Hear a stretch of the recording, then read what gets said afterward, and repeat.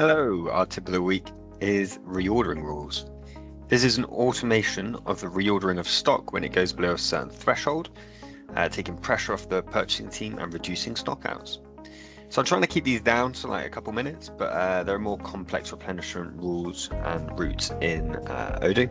This is for a buy to stock method. So here's our dummy database. And we just need to go on the product form. You can do this from loads of different apps, you know, sales, inventory, accounting, manufacturing, or you can just search it. So I'm just going to pick one at random, but there's a few key bits of information that we need this product to have. So first off, it needs to be available for purchase, and it needs to be tracked. And we also need to add a vendor and cost and things like that on the purchase tab, which we'll come back to in a second. So from here, we just need to go into the reordering rules at the top here, and we're just going to add new. So at the moment we've got 90 on hand. We've got the trigger as automatic. The route, if you just leave it, it will be buy by default. You can have these if you have got manufacturing and manufacturing reach. Minimum, let's put 20 just so we never run out, and max, let's put 120. You can put multiples in here, and this will need to be added on the purchase tab of the product form as well. If you can't see it, it's in this toggle thing here.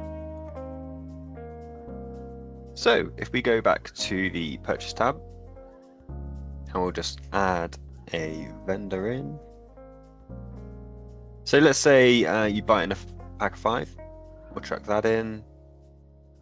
$70, that's fine. And let's just run it through a scenario.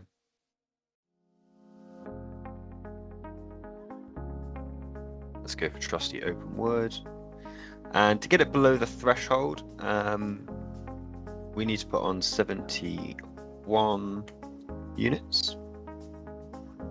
And as soon as we confirm it, it's going to increase the, it's going to decrease the forecast quantity on hand, and it's going to create a purchase order. So because it's trying to get back up to 120, it needs to order 21 5-packs, which is 105 units.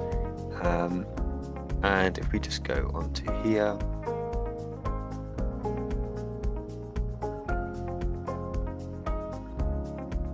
we can see that the forecast is going to be 124 because we've had 71 going out and we're getting 105 back in. So simple as that. Now you've got an RFQ that either you can confirm or you can send to your supplier directly from the system. That's all for today. Thank you very much. Have a great day.